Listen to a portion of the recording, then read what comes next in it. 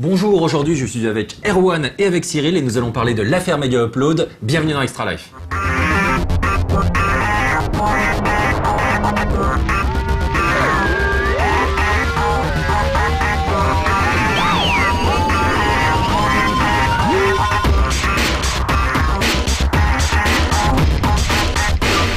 Alors on va commencer quand même pour bien commencer. Poser un petit peu le sujet. Donc l'affaire Mega Upload, c'est quoi? Donc le 19 janvier 2012, donc il y a peu de temps, qu'est-ce qui s'est passé? Le site Mega Upload a fermé dans le monde entier. Kim.com, donc qui a plusieurs noms, le fondateur et le créateur du site a été mis en prison. Un peu avant, mais en même temps. Ah ouais, quasiment à très peu de choses près. Et donc ensuite on a saisi tous ses biens, ses voitures de luxe, ses propriétés, etc. Et tout ça en très très peu de temps. C'est une opération en fait qui est quand même, moi, m'a surpris par son ampleur. C'est-à-dire, c'est vrai qu'en se retrouvant en France, un mec lambda, etc., on apprend qu'un site auquel on pouvait avoir accès soudainement est fermé dans le monde entier. Et donc moi, c'est ce qu'on en discutait un petit peu avant. Ce qui m'a surpris, c'est aussi c'est quand même une action en justice. Donc le mec est censé être présumé innocent dans l'absolu, et donc qu'on puisse lui prendre tous ses biens et le maintenir en prison, puisque là, ces demandes de caution, de libération anticipée ont été rejetées. Donc qui paraît logique, puisque en effet le mec sinon va partir directement en Allemagne où il pourra pas être extradé. Surtout qu'il a quand même des légers antécédents carrément. De comportement, de fuite et de. On va parler du personnage, c'est un peu trouble. Et en plus, l'Allemagne a une tendance à ne pas extrader ses ressortsortissants vers les États-Unis. Donc voilà. On comprend en tout cas à ce niveau-là la raison pour laquelle ils veulent pas le libérer. Ouais. Alors comment vous avez vécu cette annonce un petit peu? Moi j'ai vu ça sur Twitter. Ouais. Le Mega Upload, Est-ce que ça t'a surpris? Alors moi j'étais surpris par la nouvelle, ouais. J'ai pas été surpris que ça arrive. D'accord. Parce que même ça faisait un moment où je me demandais comment ça se fait que ce genre de site existait encore et comment ça se fait qu'il n'y ait eu aucun problème jusqu'à maintenant. Parce que sérieusement il n'y avait eu aucun problème là-dessus quoi. Ça continuait à tourner et tout, il y avait eu quelques accroches, c'était un petit peu accroché avec les ayants droit, ouais. Mais rien de gros quoi. Donc là non, sur le fait que ça se fasse arrêter comme ça avec un gros coup de massue, ça m'a pas vraiment surpris. Ce qui m'a surpris, c'est plus l'ampleur de la chose. C'est ce qui se passe derrière. Kim.com, moi je le connaissais pas vraiment. J'ai vu en fait qu'il avait des millions, qu'il avait une maison, qu'il y avait des comptes partout, des sociétés dans le monde entier. J'ai vu ça, la plus grande, la maison la plus chère de la Nouvelle-Zélande. Et en fait, vu le profil un petit peu flou du personnage, ça a toujours été refusé. Il y a eu plein de choses. Donc ouais, je pensais pas qu'il y avait autant d'argent derrière. Enfin. Ouais. C'est surtout ça qui m'a surpris. D'accord. En fait, ça ne surprend pas le fait que Mega Upload se prenne une grosse opération. Enfin voilà, c'est un site fait 4%, un site comme ça, 4% du trafic mondial d'internet. Forcément, on n'est pas sous le radar quoi. On est vraiment en plein au centre de la mire. Donc après, c'est plus étonnant. Ce qui est plus étonnant, c'est que Mega Upload était dans une sorte de dynamique pour se faire bien voir. Et il y a une affaire qui date de décembre avec leur clip où ils ont fait un clip avec plein de chanteurs américains qui diffusé sur YouTube, qui a été diffusé sur YouTube et tout ça. Donc ils étaient dans une grosse opération de contre-information, on va dire, de bataille d'images. Et la bataille d'images, une fois que le créateur est en prison, elle est un peu gagnée d'un côté, quoi. C'est clair. Voilà. Mais on peut pas être surpris. C'est pas le truc le plus surprenant du monde. Après voilà, il fallait. Ce qui était étonnant, c'était que depuis des années que ça durait, il y avait ce respect assez scrupuleux de la loi américaine, le DMCA, où ils retiraient les fichiers dès qu'ils étaient signalés par les ayants droit, mais finalement les fichiers étaient retirés puis reuploadés, retirés. En fait, d'après ce que j'ai compris, ils retiraient pas les fichiers, ils retiraient les liens. Et donc c'est une des raisons pour lesquelles l'action en justice mais en fait ça je suis pas certain parce que c'est un peu bizarre parce que moi-même j'ai fait retirer des fichiers sur Mega Upload pour No Life. Voilà, et les liens disparaissaient mais on les retrouvait pas ailleurs, il fallait que les gens les repostent. Donc, d'accord. Je comprends pas trop. En fait c'était un système de vu que les gens uploadaient exactement le même fichier, genre telle série, tel épisode de série encodé par telle équipe, etc. Et il y avait 150 personnes qui avaient avaient uploadé ce fichier-là, ils gardaient qu'un seul fichier en mémoire. Mais en fait, ce qui se passe, c'est que j'ai même entendu dire qu'il n'y avait pas de formulaire de retrait, donc ça c'est faux, il y en avait. Il y en avait. Par contre, ils étaient pas très, ils étaient un peu mous quoi, à retirer les contenus. Par contre, moi, ce que je savais pas, et je l'ai appris là aussi, c'est qu'ils payaient les gens pour uploader. Et donc là, tout de suite, on est dans une autre dimension quoi. C'est payer pour mettre des contenus, on paye. Donc, aussi derrière les barres aujourd'hui. bah oui, c'est même la raison. C'est là-dessus où ils se sont appuyés vraiment pour attaquer la structure en entier.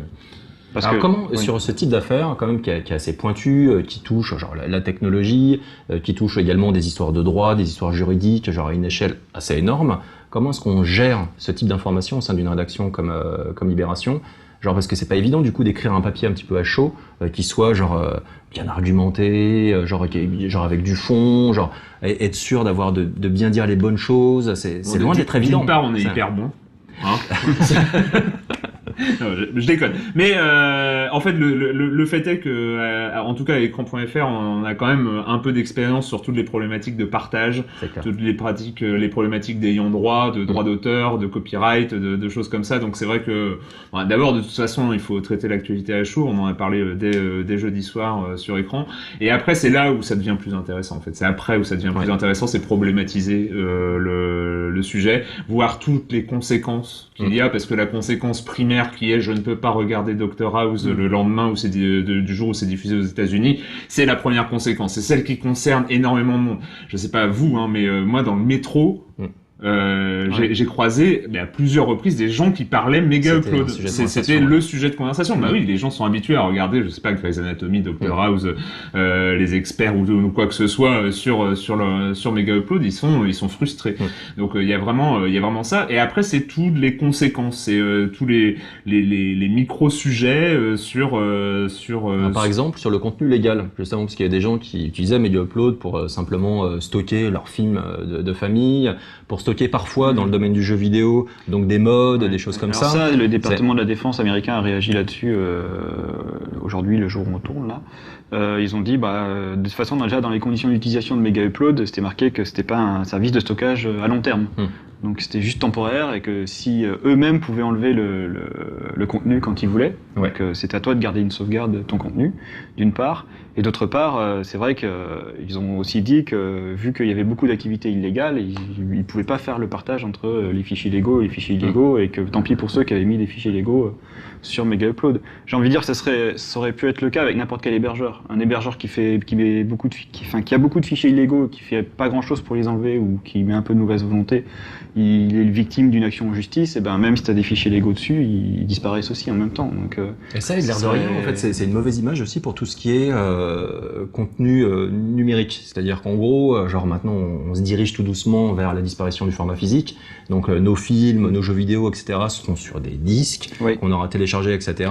Et c'est toujours cette crainte d'un jour de tout perdre. Mais quelque part, c'est la problématique d'aujourd'hui. C'est une des grosses problématiques d'aujourd'hui. On n'arrête pas de se pâmer et de voir à longueur d'articles plein de trucs sur le cloud, sur les bénéfices du cloud. Maintenant, tout est dans le cloud. Et on se rend compte avec Mega Upload que le cloud, c'est des serveurs, c'est recentraliser l'internet. Et finalement, excuse-moi, mais c'est pas nouveau parce que là, il y a quelque chose qui va se passer dans quelques mois, c'est l'arrêt du Minitel en juin.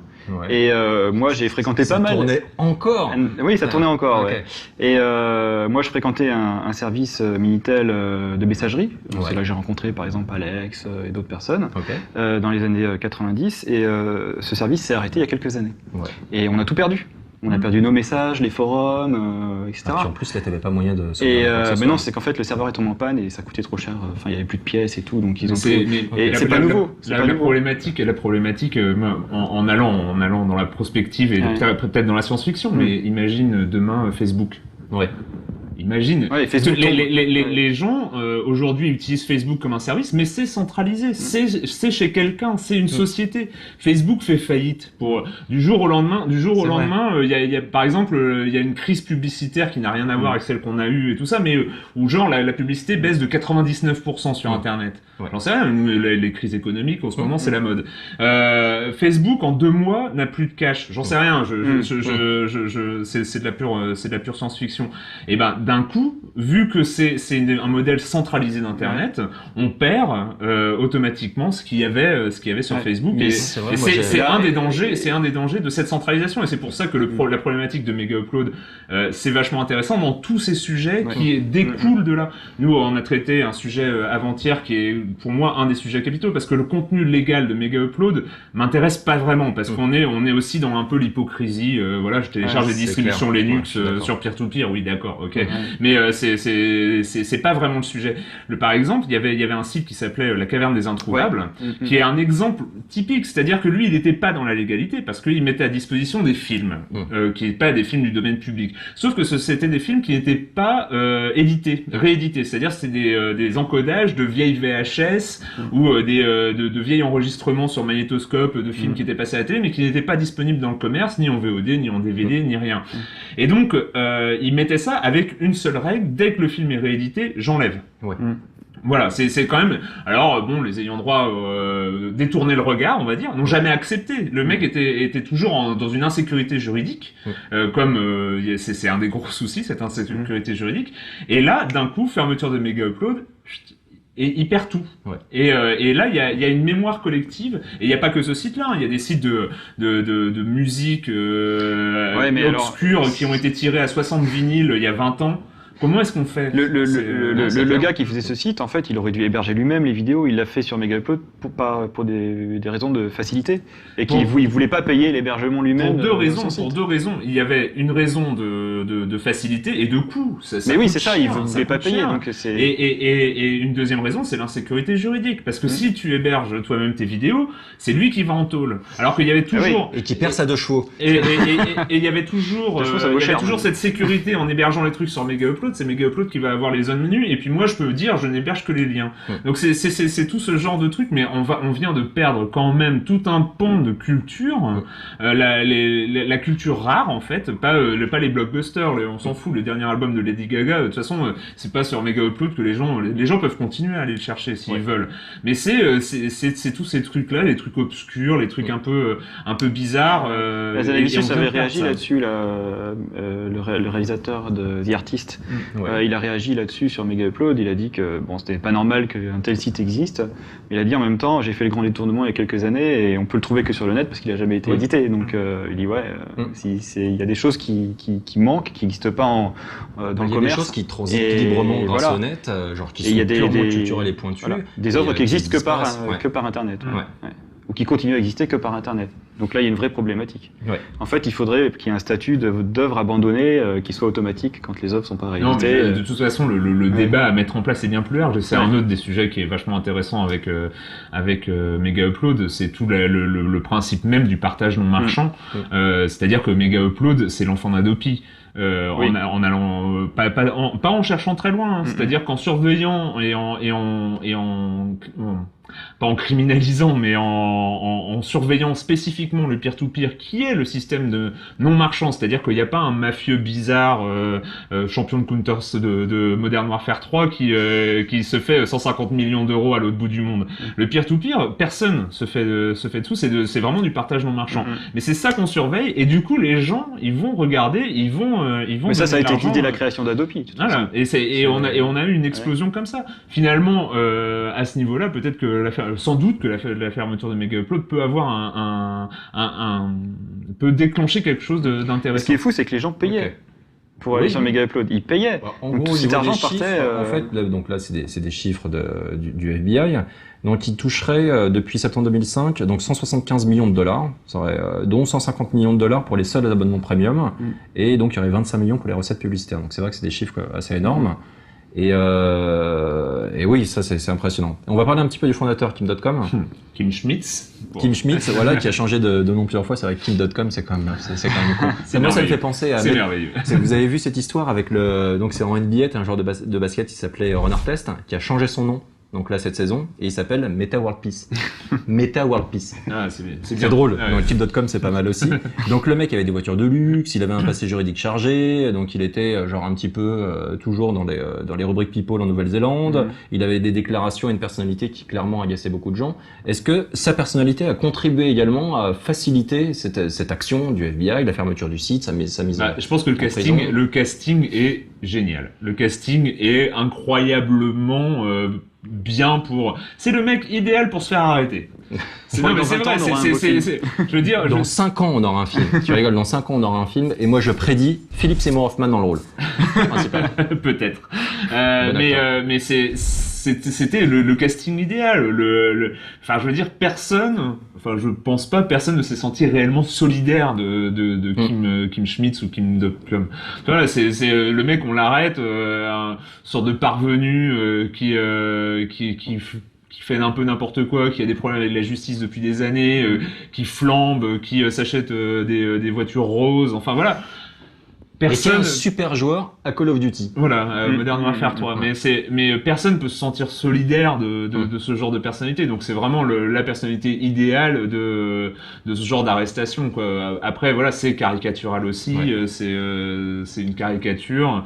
Mais en même temps, on l'a décrit comme étant un mafieux. Disons, c'est un personnage qui a une activité illégale et qui se fait du pognon sur une activité illégale. Ça, on peut pas vraiment le nier. Mais en fait, ce qui peut être une des conséquences de Mega Upload, là où on avait quelqu'un qui se faisait de l'argent sur le téléchargement, donc sur son activité quand même si elle était illégale. Mais aujourd'hui, où est-ce qu'on va aller? Parce que les gens, ils veulent continuer à voir Grey's Anatomy, Dr House et toutes les séries le lendemain. Ils vont trouver. Et finalement, on va pouvoir peut-être avoir une migration, je sais pas, sur des serveurs russes, par exemple, qui là, peut-être sont tenus par une mafia autrement plus sérieuse, une vraie et voilà, et celle-là, les serveurs qui seront hébergés comme ça, peut-être que le FBI aura un peu plus de mal à finalement Kim Dotcom était peut-être pas assez dans l'illégalité, et c'est peut-être ça qui l'a perdu, quoi. C'est il voulait trop flamber avec ces histoires de feux d'artifice à Auckland et de choses comme ça. Il voulait être présent socialement. Après voilà, il va y avoir des choses qui vont poser des vraies questions. Après il y a aussi voilà tous les gens qui vont faire du peer-to-peer crypté et de ce genre de choses. Ça va, on sait pas vers où on va, mais en tout cas, ça va pas freiner le partage. Il y a toute une histoire aussi, il y a tout un buzz sur le fait que les arrestations, l'arrêt du site, etc. seraient liés genre à l'offre qui allait arriver d'une Megabox. Et donc, ça c'est très fumeux. Qu'est-ce que vous en pensez justement? Donc la Megabox étant donc un système concurrent à iTunes. Donc où les artistes toucheraient 90% des recettes générées par des espèces de spyware qui remplacent les pubs sur les navigateurs. Expliquez un petit, c'est quoi cette histoire de spyware? En fait, moi je définis ça comme ça, mais en gros, donc c'est soit les gens payaient et ça reversait aux artistes, donc on pouvait télécharger les morceaux qui étaient payants, soit on pouvait télécharger des morceaux gratuits, mais il fallait apparemment télécharger un logiciel sur son PC, un plugin qui remplace les pubs des sites par les pubs de Mega Upload. En fait, c'était un adblock pour ceux qui connaissent le plugin qui permet de bloquer toutes les publicités sur Internet, mais à la place de bloquer les pubs, ça remplaçait les pubs par les pubs Mega Upload. Donc en gros, si on était sur le site No Life et qu'on avait installé ce système-là, les pubs qu'on verrait sur le site No Life rapportaient de l'argent à Mega Upload. Voilà. Donc voilà, on est quand même sur des systèmes. Bon, il voulait le mettre en place. C'était même la grande opération de communication au moment de l'apparition du clip. Il y avait eu des interviews, on veut faire ça, on veut faire ça, mais on reste dans la roublardise. Et le truc un peu margoulin du web mais bon, enfin c'est après je pense que Mega Upload, voilà, maintenant ça fait partie de l'histoire, c'est passé. Maintenant ce qui est intéressant c'est ce qui va le procès va être intéressant, je pense également. Mega Upload c'est le nouveau Napster. C'est le nouveau Napster. Bah oui, quelque part, puisque Napster, il y a déjà eu des histoires comme ça. Il y a eu LimeWire, le procès a duré des années. Ça s'est arrêté il y a pas longtemps, etc. Voilà, ça fait partie de toute cette histoire-là des services qui se sont arrêtés par des actions en justice. Et puis bon, on ne sait pas ce qui va se passer. En tout cas, ça risque de prendre des années. Et puis entre-temps, il y aura autre chose. C'est quoi le autre chose, justement? Quelles sont les conséquences un petit peu de cette affaire? La dernière fois qu'ils ont attaqué le peer-to-peer, BitTorrent et compagnie, tout le monde a dit qu'ils vont aller vers le peer-to-peer crypté. Bon, tout le monde est allé vers Mega Upload et compagnie. Et donc là, on ne sait pas. Tout le monde dit encore, tu as dit tout à l'heure, ils vont aller vers le peer-to-peer crypté. Est-ce que ce sera encore le cas ou est-ce que ce sera encore autre chose? On ne sait pas. Là, on ne sait pas. Et en fait, ce qui est dramatique dans cette histoire, c'est que cet arrêt de Mega Upload, c'est une autoroute mais une autoroute pour les ayants droit. Et c'est très bien. Enfin, moi, je suis très mais ils vont pas en profiter. Ils savent pas le faire. Eux, ils veulent continuer à vendre des DVD et des épisodes de séries à 4 € pièce en VOD. Le truc, c'est que normalement, ce serait une autoroute pour proposer eux-mêmes, à la limite, mais que Sony, Universal, Vivendi, MGM et tout ça rachètent les serveurs de Mega Upload. C'est un boulevard. Qu'ils le fassent, qu'ils rachètent l'infrastructure technique et qu'ils s'offrent un truc avec le même abonnement. Eux, ils se font du pognon. Tu t'abonnes, tu vois les vidéos, tu peux les sous-titrer direct. Voilà, c'est ça. Le truc ils devraient faire ça, sauf qu'ils sont arc-boutés encore sur leur modèle économique actuel. Et c'est un souci. Il faut qu'ils avancent. Et le problème, c'est que on l'a vu dans la musique, l'arrivée de Spotify et Deezer et ces services de streaming qui sont enfin technologiquement intéressants et avec des catalogues intéressants. Spotify cartonne. Pendant des années, on a dit ah ouais, non mais les gens téléchargent du MP3, c'est des voleurs, ils veulent pas payer, mort l'internet gratuit et tout ça. Spotify débarque. Moi, je sais pas vous, mais moi j'ai une collection de potes qui étaient les pires téléchargeurs de MP3 du monde. Ça a été les premiers abonnés, mais offres premium à 10 ou 15 ou 10 € par mois pour pouvoir, parce que bah voilà, ils avaient pas envie c'est pas je pense que les utilisateurs veulent la simplicité avant tout. En gros, tu fais un YouTube payant avec tout ce qui sort en vidéo, un maximum de choses, de films, de machins et tout. Oui, mais c'est pas possible ça avec les modèles de télé actuels. C'est-à-dire qu'en gros, si on sortait un service de ce type-là, ça voudrait dire quoi? Ça veut dire que les TF1, etc., qui font un peu leur beurre sur la diffusion de grosses séries, et donc des grosses séries qui permettent d'avoir des pubs, etc., qui font vivre le truc, soudainement, ce système-là tombera un petit peu à l'eau. Tu peux avoir. C'est pour l'utilisateur, genre lambda, c'est super, mais ensuite pour. Je crois que la télé aura toujours un public différent. En plus, là, on est sur un modèle différent parce qu'en France, en tout cas, il y a de la VF qu'il faut faire, qui sera pas forcément sur le web, par exemple. Mais tu fais tous les gens qui regardent des séries, ils les regardent en sous-titré de toute façon quasiment. Enfin, je pense. Donc tu fais un système de vidéo à la Mega Upload ou à la YouTube où sur abonnement tu peux regarder les trucs qui sortent aux États-Unis avec une semaine de retard, où les gens peuvent sous-titrer librement comme ils peuvent le faire maintenant sur YouTube par exemple. Ça cartonnerait quoi. Je pense que ça cartonnerait. Et je pense que les il y a plein de gens qui freinent. Ah, ça je pense aussi. Mais il y a quand même des majors, des chaînes télé, des groupes médiatiques énormes qui veulent pas de ça. Mais parce que je pense qu'il y a une compréhension intrinsèque des utilisateurs, des auditeurs, des téléspectateurs que les gens, enfin que les ayants droit ne comprennent pas, c'est-à-dire que un spectateur ne va jamais vouloir payer pour les droits d'auteur.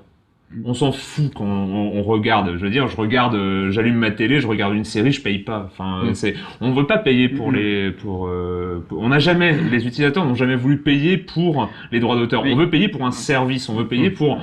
Moi, ça me dérange pas de payer pour écouter de la musique en streaming avec un catalogue de centaines de milliers de titres. Je paye pour le service finalement, et après que ce soit redistribué, tant mieux que les artistes vivent et qu'il y ait un système économique qui soit derrière. Quand on achetait un CD, on se disait pas c'est cool, je vais filer 2 € ou 5 € à Universal et au producteur ou à l'ingénieur du son et tout ça. Je payais pour avoir le CD chez moi et pour pouvoir le mettre quand je voulais dans ma chaîne. Oui, mais t'es quand même content si t'appréciais le CD ensuite que les artistes puissent en faire un deuxième derrière. Oui, mais qu'il y a un système économique derrière.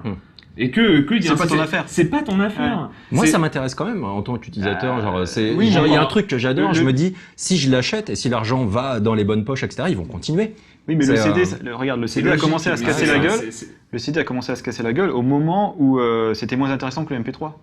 Où c'était plus facile d'avoir un MP3, où tu n'avais pas besoin de te déplacer, tu vas juste aller le télécharger, et que ça prenait moins de place, etc. Mais la facilité, c'est très important. Mais oui, mais donc ça veut dire que le MP3 a un meilleur service que le CD. Donc tu es plus prêt à payer pour du MP3 que pour du CD maintenant. Enfin, ça me paraît logique. Maintenant, tu as les systèmes où tu n'as même plus besoin de télécharger, tu vas sur le site, tu fais play. Donc c'est encore un meilleur service que le MP3.